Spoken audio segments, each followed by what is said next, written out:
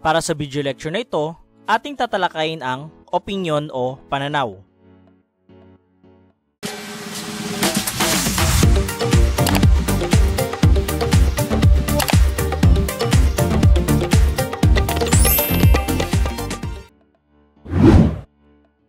Alam mo ba, ang opinyon o pananaw, ayon kay Crisel Sicat de Laza sa kanyang aklat na pagbasa at pagsusuri sa iba't ibang teksto tungo sa panaliksik, ay pahayag na nagpapakita ng preferensya o ideya batay sa personal na paniniwala at iniisip ng isang tao.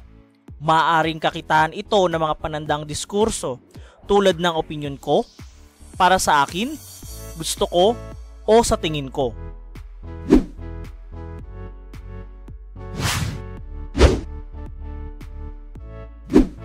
Mula sa sariling palagay, sa nakikita ko, sa pakiwari ko, sa ganang akin, para sa akin, at kung ako ang tatanungin, ang lahat ng ito ay ginagamit sa pagpapahayag ng pananaw o opinyon ng isang tao.